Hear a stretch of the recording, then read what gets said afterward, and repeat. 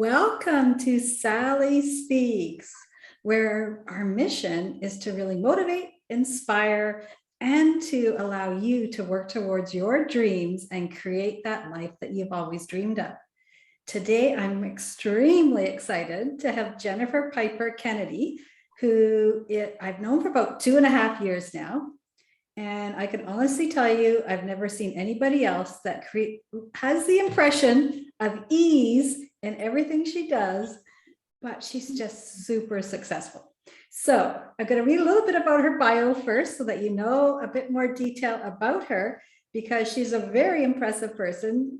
She goes by Jenn or JPK. So if I say one of those things and you hear it, that's what it is. It's something that I'm used to calling. So she loves helping women entrepreneurs, actually women and men entrepreneurs at this point. She helps create fun, she uplifts communities, and she succeeds through the power of community. And so she has also got culture, connection with her team, and she's very passionate about not only training her team and making sure they're on the cutting edge of what's coming and having everything at their fingertips, because that's one of her pieces that she does really well. She's a marketer extraordinaire. She is very strategic in her thinking, and she has massive systems that she's created to make sure that her team has ease in all of what they do. She's been in the industry of online marketing for over 14 years, and she started in the party plans and was great in that. And I had heard lots about her before I actually met her. And she's also a single mama of 3 boys, now teenagers, but throughout the whole time that she was in the network marketing or her online businesses, she was a single mom, managing to be an entrepreneur and raise 3 amazing children. She's moved quickly. When her last company all of a sudden shut down overnight. So her 10-year career with this other company and being a single mom was a big shock for her. So when they closed down, she pivoted. She had already done research on other companies. She knew which one she wanted to join, and she joined Modere in 2017 in July. So a few years ago now, but wow, I can't believe what you've achieved in such a short period of time. She went on to become the top team within about 5 weeks after she started. Then she became the top seller and she hit her highest mark in sales. And she went on to become the top team in Canada, and it keeps growing and growing and growing. She's most proud about being a single mom of the 3 teen boys and 2 cute dogs, apparently. She loves being outside. So when you see her stories or her posts on Instagram or Facebook, she's biking, she's skiing, she's hiking, she's at the beach because she has a lakeside home now. And it's just my pleasure, Jenn, to welcome you and introduce you into Sally Speaks today. And I'm really excited for our listeners to be able to learn more about how have you created such massive success. So if you're okay, I'm going to ask you a few questions and we'll go through those. And I know it will just lead to other things, but the first thing is your story. I mean, I've talked a little bit about it, but maybe you could share your story from your perspective, because I think it'll really resonate with a lot of people. I love it. I love it. Well, hey, everyone. So honored to be asked to be on here. I've known Sally for 2.5 years. And, you know, when I met her, it was one of those connections right away where I was like, oh, you just really get that warmth from her, that she's always so steadfast and calm. And just really, I gotta say, Sally, one of the things I love about you the most is I love how you just process things and then you come back and you just have this amazing take on everything. So I'm super honored to be here. I think that what you're doing is amazing and you will be able to help so many people out there. So to everyone listening or watching, hello. So I live in Kamloops, BC, Canada. For any Canadians, you'll know where that is. It's like the Thompson Okanagan. So it's like the nice place in Canada with not a lot of snow usually. And my story, you know, you guys, I grew up in a small northern town with a lot of snow. And as soon as you graduate, your plan is to get out, right, and go to university. And I was a little keener in school. Canadians will know that word. The Americans will be like, ah. And I always liked to achieve. It was, I don't know, since I was little. And so I got a bunch of scholarships. I went to university and I wanted to become a physiotherapist.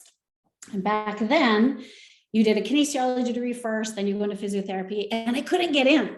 I was the fourth highest of my kinesiology class, but there was only one school in all of BC that offered physio, and there was 30 spots, and I couldn't get in. And I remember being devastated. And they said, well, just go to med school. And I said, well, I want to be a doctor.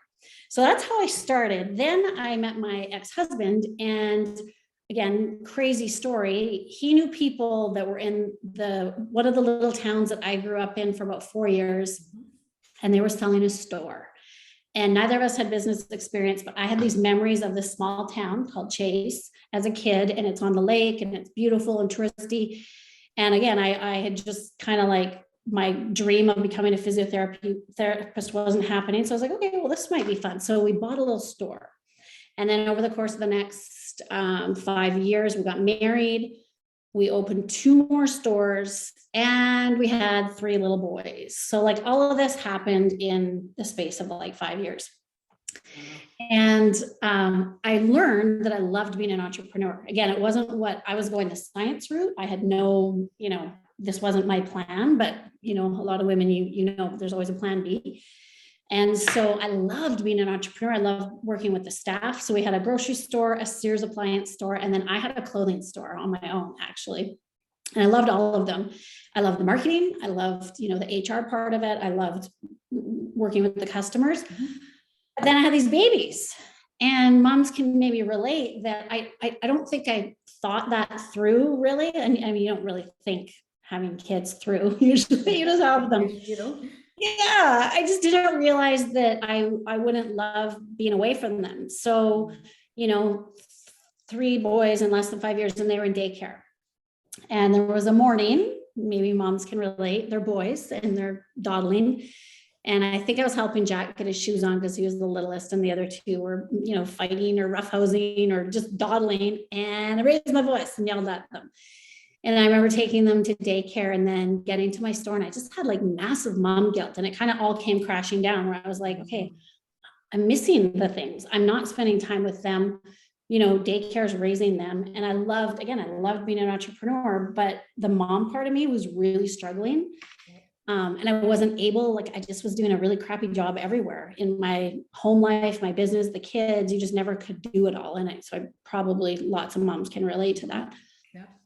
And actually, one of our mutual friends, Christine, had started in the direct sales industry about a year prior. And right away, she talked to me because I'm in sales, and I poo-pooed it. I was not, I was just like, no, I have a real business, 3 of them, real debt. Real inventory. And so I kind of poo-pooed it. And, I watched her go from teaching to teaching part-time to quitting her job. And I think that was the moment where I was like, okay, she must be making enough money there to quit her job. So I think that I needed to see that. Then that morning, I phoned her to commiserate, right? Like, oh, I yelled at my kids. And it was 10 a.m. by the time I could finally open the store, get everything organized, and give her a call. And it was a weekday, and she was on the deck with her husband in bathrobes having coffee. And that was my moment where I was like, oh my gosh, there's a different way, right? And so fast forward, I phoned her back, at first I just said she could come and do a party. Then I'm like, no, I want to do this. And once I committed and decided, it took me 6 months to be able to do that full time and retire basically from the stores, except for doing some books. And, my kids went from being in daycare to trying to get me to get out of the house every so often.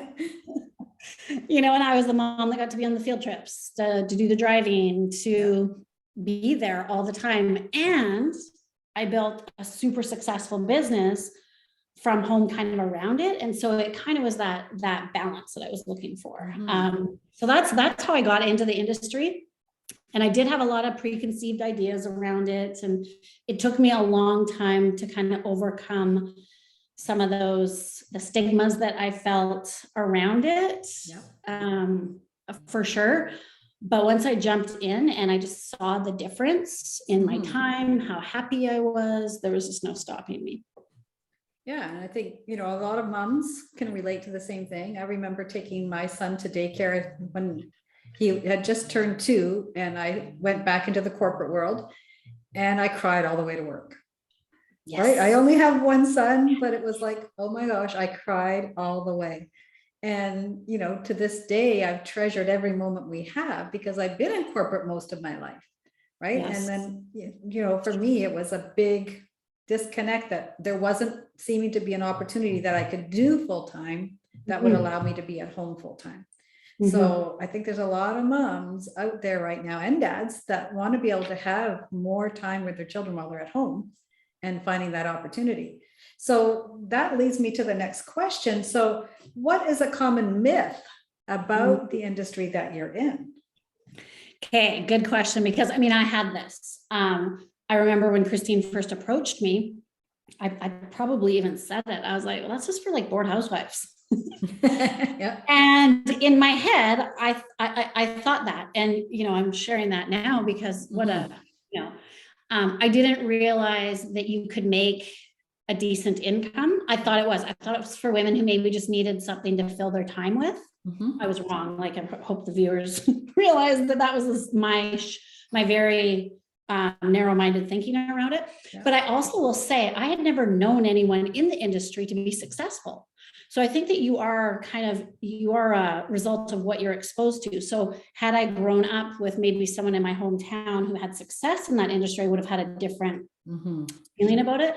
But so I think that a lot of people think that it's just for like a side thing for bored housewives and that you can't really make a good income, or that you have to be at the top to make a good income.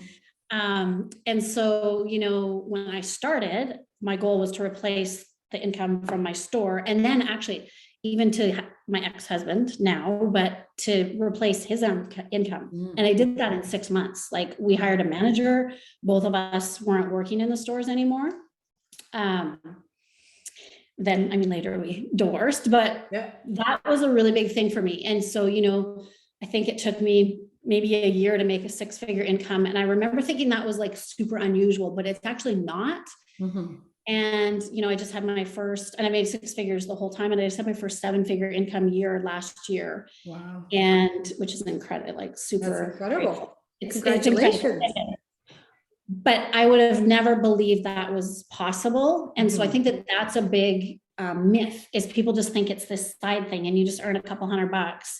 And I think the biggest thing is that it's you choose what you want, right? Some people do it just to earn a few $100s. Some people do it to have a full-time income. Some people do it for 6-figure and beyond. And so that was the biggest thing that I kind of had to overcome. You know, one of the things I heard you say was I made a decision. I made a decision that I wanted to be able to try this and see if I could replace that income and have that balance, because up until that point, it sounds like you hadn't even entertained that. But when you saw somebody else doing it that you knew, you said, okay, well, what if I did this? So that decision is huge. And I think a lot of times people drag out their decision making. Yeah, they dip a toe in the water and then they say, well, if this, and this happens, then it's my sign. And I think you have to decide and go all in, because, and that is probably the biggest difference with this industry versus my storefront businesses. Well, those storefront businesses, you had to make that decision because you had to spend the money, right? You had to go to the bank and get the loan and spend the money, where this industry has a low cost of entry. So it's easier to get in, which is so great, but it's also easier to not go all in, right? Yeah, absolutely. So now I've watched you for the last number of years, and I've seen you as a leader. And one of the things that has really impressed me is that you have the same demeanor all the time. Like, you never go up and down. You actually just have this mindset and this personality where no matter what the storm, you're the calm. So can you tell our listeners a little bit about that? Because it's huge to be able to be a leader of such a large organization. How many people are on your team? Oh, I think we're close to 3,000 now. 3,000, but then we service 65,000 customers. Wow. So that's, you think of that, of how many homes that we're in, it's, it's mind blowing. Yeah. So what allows you, and what do you do to make sure that you have that calm throughout all the storms? Because there's storms thrown at you all day long. I've watched you and I know that what's coming your way, but you always have that same even keel and always positive, always positive. So that's a talent that most people don't have. So what has created that within you? How have you created that? I think that, because I've been asked this before, and sometimes the always positive things, I will have people say to me like, oh, come on, this must drive you crazy. And yes, do things drive me crazy? Yes. But I think that I just feel like it's almost wasted energy. Like it's such wasted energy to kind of like throw out that negative anything and to get caught up in the problem, right? I've also, my whole life, my mom is super resourceful and my dad worked away. So she was the one kind of thing a lot that did everything. And I think that served me well, but I believe in just problem solving. And so if the storm is coming, I'm always kind of looking at what's the best way to get around it. Like if you can't, especially if it's out of your control, like I always think like, why in the world would you spend so much time stressing about things that you can't even control? Like figure out a workaround, figure out, how to problem solve. And they say that, one of the biggest skills of leadership is that problem solving. And, where true leaders look at a problem and spend maybe 5% on the problem and 95% on the time solving it. Right. And so I also just am happier. I realize, I think when you go through some messy divorce stuff and, tough times in your life, I've also realized that focusing on the positive gets me through all of that, and focusing on the negative just really isn't good for my brain or my health. And so I always just look at that. I always just think, and again, I just feel it's such a waste of energy, but it definitely is something you learn and you have to work on over and over and over and over and over.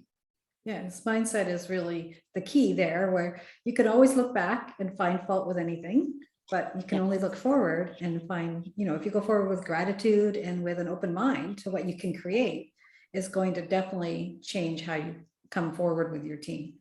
But that's something that a lot of people have a hard time pulling off. Yes. 100%. Congratulations on doing that. So as an entrepreneur, you've been an entrepreneur your whole career. What's your favorite productivity hack? Oh, okay. Well, I'm a big tools person. When I had my stores and without, like, I was always trying to kind of learn, things anything that can cause duplicatable behavior, right? Is everything. So, okay. So for me, I'm a big, I think you have to write it down. Like if you're not writing things down and making a goals list or priority list, even like, I think there's goals, but then there's just priorities that have to be done every day. You're kind of just flailing around. And then I'm a big tools fan. So, some of the tools, I'll just share a couple of my favorites that really have transformed my business now. And I feel that they can be used in most businesses. So one is called the Boards app, where it's essentially, especially if you're in any retail sales, any sort of duplication business, right? Where you want the salespeople saying sort of the same things. Like in the old days when I had my stores, we would have the actual suppliers come and train us. So they would train us on the running shoe, or they would train us on that. So, now in today's world, that can all be set out and you can have it all in a Boards app that is essentially a text replacement, so that it's super easy. So anything that you're repeating over and over, I love that. I love Telegram for communication purposes. I love that. I love how, the world of social media and just staying in contact with your clients has changed. And, I love that you can even automate some of that. So there's an app called Project Broadcast that I love for that. That I'm able to stay in contact with my clients and customers, but automate some of my follow-up. Yeah. So I'm a big tools person, and I'm always looking. I'm always just trying to learn from other people that are, doing something. But I feel that anything you spend a lot of time on yourself, if there's a way that you can shorten that time and duplicate yourself, there's probably an app for it. Yeah, because with the Boards app, it's easy to set it and then it's done. And so everybody can share that and everybody can have that. And then it's just basically copy and paste or click and, and link it. Yeah, it's truly the bomb. Like that's been a game changer. And that's been the last year, I think I've been using that, but it's a game changer. And Telegram for the communication and project broadcast, all great tools. So not endorsing anything, but I'm sure that there's endorsements out there. But yeah, we don't make money on those. Well, for entrepreneurs, it's tough because when you're on your own or when you're with a group of people or leading a team, it's tough to be able to keep on top of what's out there, what's coming up, and how do we make it more efficient for everybody to be able to be on top of their game. And so having access to those tools is definitely a great hack for people in their productivity. So now, as an entrepreneur, there's lots of competing activities we know about, but I believe that you have a really strong morning routine. I'm an early morning riser. I'm in a study group at 6 a.m. every morning, and that's part of my day. It starts my day off the right way. So tell me a little bit about your morning routine. I love it. Okay, so I'm an early riser too, which is funny because when I was a teenager, I remember my grandmother getting up at like 4:30 and 5, and I would stay with her in the summer, and I would always think like, how did she get up so early? Well, now I'm living that, right? Exactly. I'm not a night owl anymore. I like to go to bed early, and I get up early no matter what. So just it's healthier for me.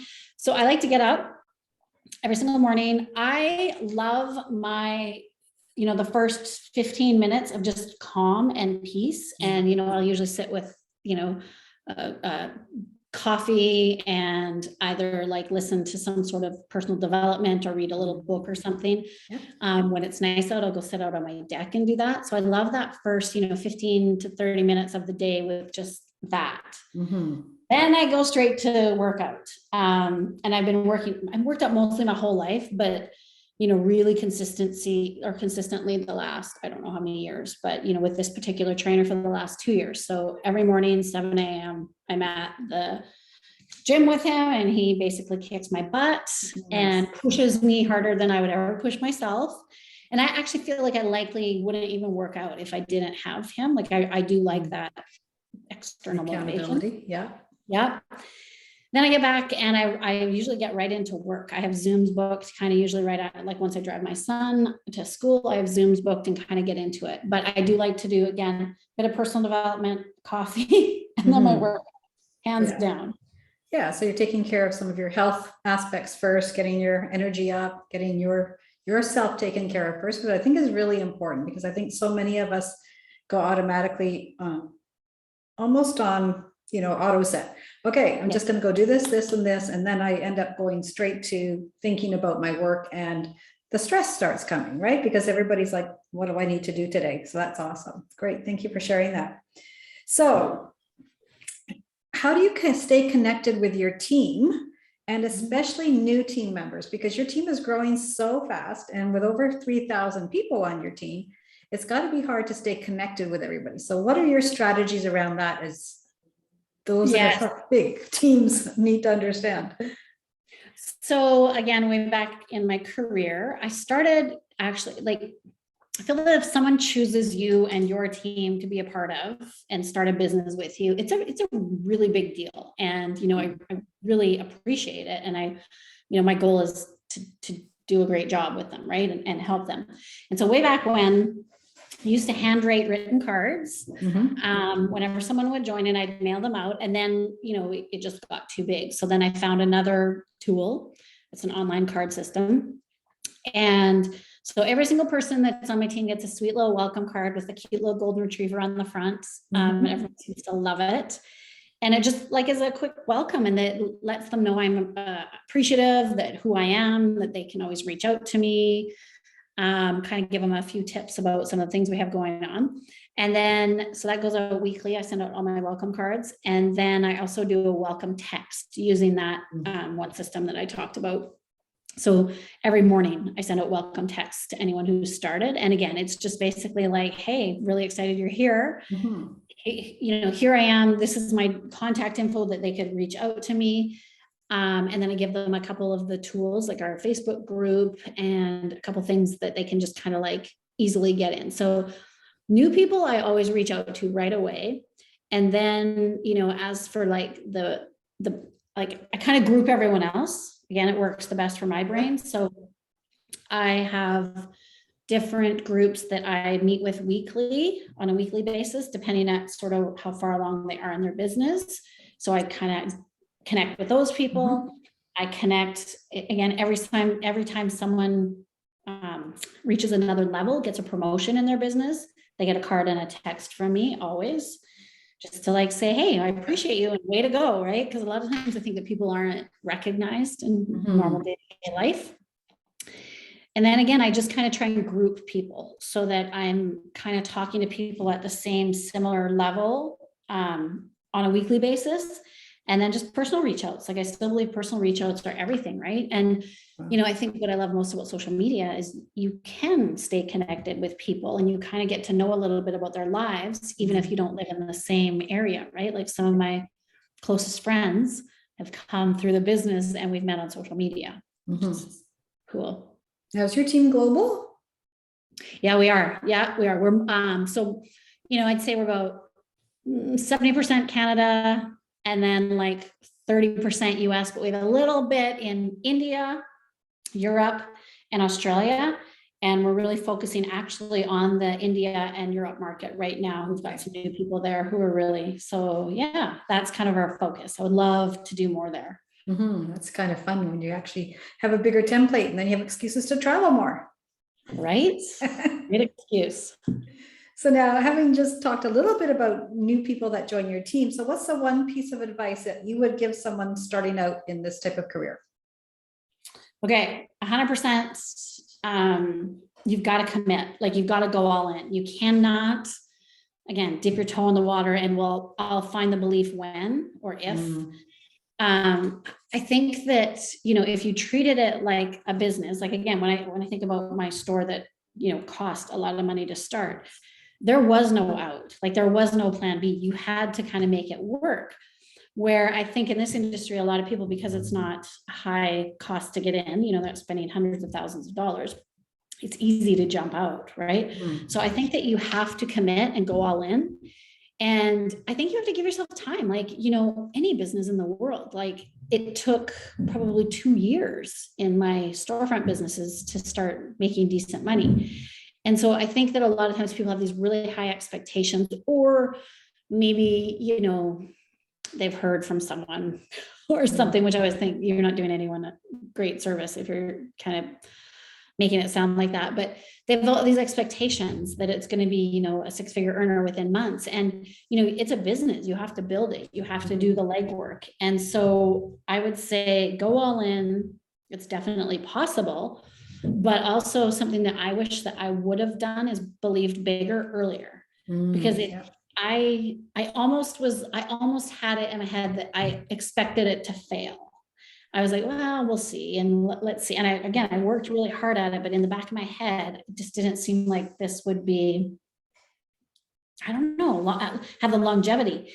And so it took me a bit to get that belief. And if I could go back, because I think that if you believe, it changes everything for you. So I think I would have even had, you know, a more successful start if I would have believed bigger earlier. Yeah, and I think that's the normal for most people, because when they step into something new, they're excited, but then they get that fear and they step back and their mindset changes and they start watching and seeing what other people are doing, and they start questioning whether they can actually achieve the goals that they initially wanted to set out, or if they could achieve those big goals like the other people that they look up to. And it's really a mindset where, you know, just having that belief and really stepping into your own personal goals. Yeah. Yeah, I can do this. And I mean, you will have failure. You will. Like, I think that's the other thing too. I think that everyone wants this perfect journey. And, you know, if I look at all the failures, I think that they made me stronger. And again, with every failure, you'd have to figure out how to do it differently and how to do it better. And I think that if you look at failure as just a way of moving, you're still moving forward, that's everything. You know, they say fail forward, right? Keep doing it and do it messy. And that's the other thing I would say is don't be perfect. I kind of wasted a lot of time in my early career because I'm a little bit that way, to, you know, have it look a certain way or be a certain way, or I wouldn't, you know, take action until I had read things 400 times. And now I'm so busy that all I can do is take imperfect action, right? So I would say don't be afraid to fail. Don't be afraid to get messy. Just act and figure it out as you go, but just go all in. Like, don't dip your toe in the water. Yeah. So I think, a lot of people do have that stop. They do that stop. So they might have a little bit of a failure, but from what I teach from the mindset and success is that when you hit that failure, it just means that you're ready to take that next step. So that you need to show your grit. You need to be able to work through that and say, what do I need to do differently to get to where I really want to be? Because this didn't work. What do I need to do? And then a lot of people, just because we're in social media a lot, the fear of actually stepping up and doing a live or something silly like that just stops them in their tracks because they feel they're going to be judged. And I see a lot of that from a mindset perspective where people put up their own barriers for the fear of being judged. Yes. And like you said, you need to get messy. You need to just do it, because once you do it, you'll realize that it's very simple. And each of those steps or anything that we have in business is a simple system, but we complicate it because we bring our own judgment into it and think others might judge us, or that we might fail, or we're not perfect, and nobody's perfect. So it's no. Yeah, mindset really does make a difference. So tell me about the 3 most influential people in your life and how they've impacted you and your success. So I'll say my mom, because again, I have a very strong independent mom.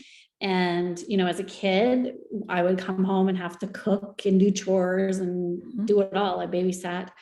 But I think that, she showed me independence, strength, grit, all of those things. And she never complained. Like, even still, I'm always joking that, you're hurt or you're sore. You got to let me know. It's like, no. But never complained. Right. And so I definitely would say that, because I think that shapes you from a young age. I will always give credit to my friend Christine, who introduced me to this industry, because it's been life-changing for myself, my family, and, generationally. I think this is going to change my grandchildren's lives. So I always am grateful that Christine kept asking me. Yes. Because that was not easy. And then I'd say after that, I'm gonna give a tie. I've had, I would say like mentors. I've had 2 really big mentors in my life. One would be Eric Worre's a network marketing coach, who his whole motto is play big. And every time I'm around him, what I think the level I'm at, he makes me realize you can do more, right? And he's a really great way of coaching you, but pushing you through. But then I will say that also for the female end of it, the CEO of my company, Ozma Ishak, she, which is kind of cool. I have a male and a female, but she embodies a brilliant, kind, amazing woman who she just does it. Like, you want to talk about she's always positive. She's smart. She's always developing things. She's funny. She's witty. But just an amazing businesswoman. And so as a woman, to kind of be around her and see what she's created and then be a part of that also is pretty incredible. But I think, those 2 mentors have made such a difference in my business and my life, for sure. Awesome. I love that you have all different levels of people in your life too. And, going back to your mom, which is really important, because we do learn a lot from our parents at home and our grandparents, and, who are those people that we really admire and set us up to have that success for our whole life and follow in their path. So the one thing I wanted to just quickly talk about when you're talking about your mindset as well is, I know that you do a lot of study. And I think audiobooks are your go-to. Love. Yeah. So what are the 3 books that you would recommend to anybody that's wanting to understand how to have success? So I love these 3. And I mean, I have a list, but these would be my 3 probably favorite for business success, personal development, mindset. Brendon Burchard, High Performance Habits. Love. And again, you could just take, and I mean, we've spoke about some of these habits today, but you could just take one habit and work on that for a month and just really change your life. So that book for me, and I listened to his podcasts. I just I love he is all about mindset, and he's all about overcoming, and he's all about focusing on, kind of the next thing instead of getting stuck in the negative and stuck in the mud. And with tricks and tips to do that. So I love that. I love the 10X rule by Grant Cardone. Yeah, that's great. I love that book. It just, I read it early on and it fired me up. And again, his skill is just making you think so much bigger than you ever dreamt is possible, because, we're on this earth for not a long time. And you can go all in and go 10X, or you can live a small life. And at the end of the day, like they always say, like, what will you be happy about when you look back on? And I want, like, life is crazy and busy and hectic, but I want to look back at my life and see what I've accomplished and feel really good about that. So 10X is, you can't help but be fired up when you read that book. Yeah. Oh, and listen to him. Oh, I know. You're just like, ready to go take on the world. And then my other favorite would be Atomic Habits. Okay, yeah. Because I feel that, by James Clear, I feel that learning how to build good habits, and like he talks about habit stacking, I think that everything in your life is that. Like, I was just thinking today when I worked out this morning, I was like, wow, I've been working out with this trainer at this time of day for the last 2 years. It was June 2020, after everything shut down. And every 5 days a week, unless I'm out of the country. And really it's a habit now. Like, that's all it is. It's a habit where it's like every single day, no matter what, I get up and I go do this. Right. And how you can build those habits in your life, just like watching Netflix is a habit, or, any of those things. And so his book really coaches you and teaches you to how to build strong habits and how effective that can be. So love those books. Awesome. Those are all great books. And I think, based off of what you're talking about from your success and how you've developed it, is all based around habits, having good habits from the time you get up in the morning till the time you go to bed at night. And that's definitely, something that I've recognized in you too, is you're very systematic that way, and that's all habits, right? Yeah. So now, I'm consistent. Everyone knows, what's your secret? I'm like, I'm consistent. I just do it over and over. And you do it well. Thank you. So now, you had mentioned earlier that you've gone from, 6 figures to 7 figures. Now, for most people, that's just a giant leap. So tell me about your psyche and your mindset when you were making that switch from that 6 figures to a 7-figure income, because that's a big leap, and it can be very psychological on the worthiness or the thought patterns around that. So tell me what that was like for you. Yeah, it's interesting because for, let's say, 10, 14 years, I'd be stuck, in the lower 6-figure, mid 6-figure range. And I'm super grateful. It's an amazing income. And honestly, I think that I just, no one else that I knew in, my city, my group of friends, that's a really good income, right? Unless you're a medical doctor or something. Yeah. So it felt like a lot. And then, I went to a mastermind with 6-figure earners plus, and you start hearing what other people are making, and that lifted the lid for me. Like, again, I realized there's so much more out there. And so I remember my mentor saying, like, you kind of almost get used to the money that you make. And I struggled a little bit because my family, we didn't have a lot of money when I grew up. We lived in a very middle-class family. And so I did struggle a little bit, and I struggled even with my kids, and am I going to be ruining them? And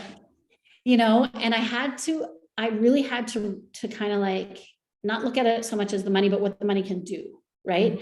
And for me, really, it's not even so much my kids. It's thinking about this legacy for my grandchildren, and that,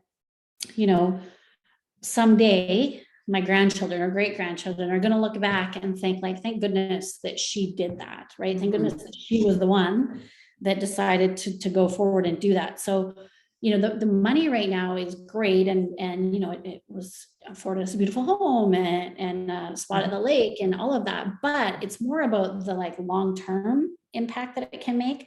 But also I really realized that the more money that you make, and I think women really struggle with money, the more money that you make, someone told me that, think about what that represents of how many people you're helping on your team. And then I was like, oh yeah, because it is. I mean, it is. Your paycheck grows in proportion to the people you're helping.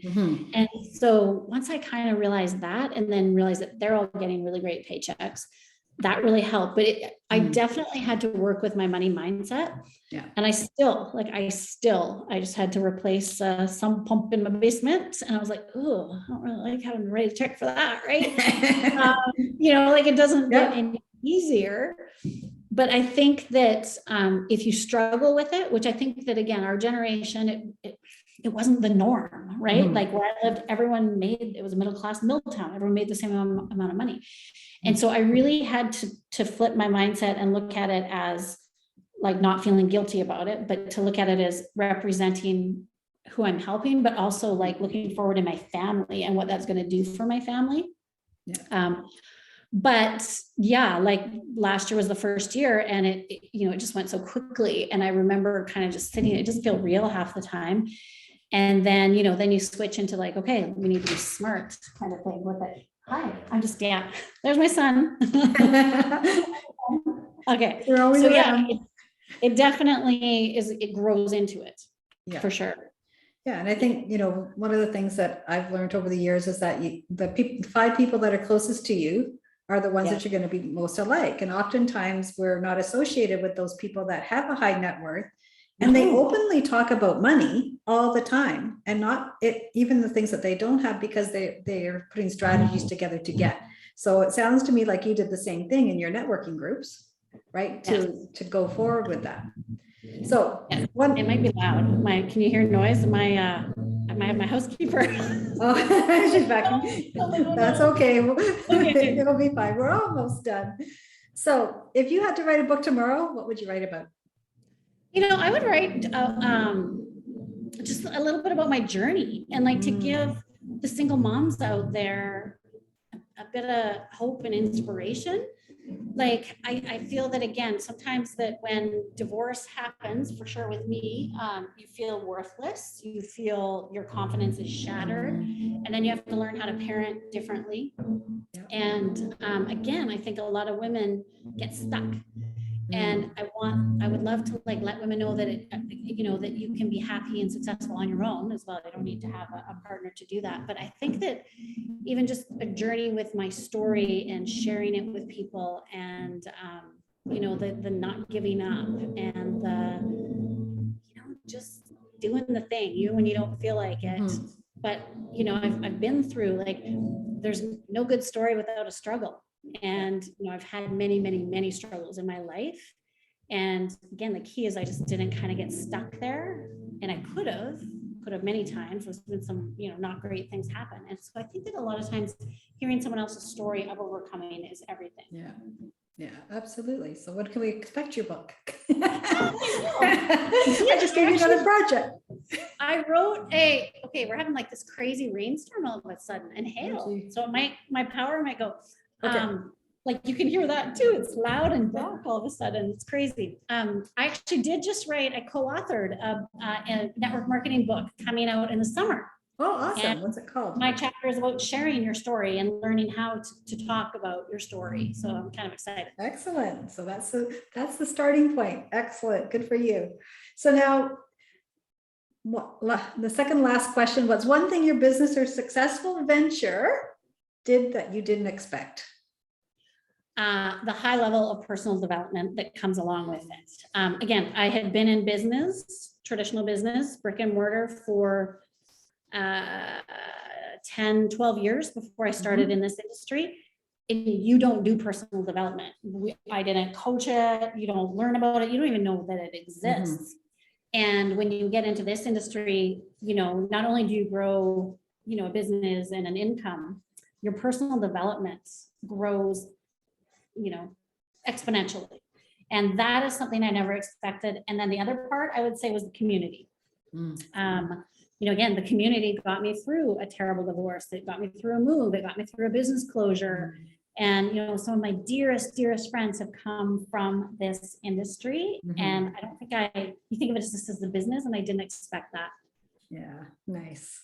Those are great things to know. I mean, because a lot of people don't, when we go to the corporate world, we come out and we're not feeling those things. And I think from a personal development piece, it's always the how to in corporate and not the why.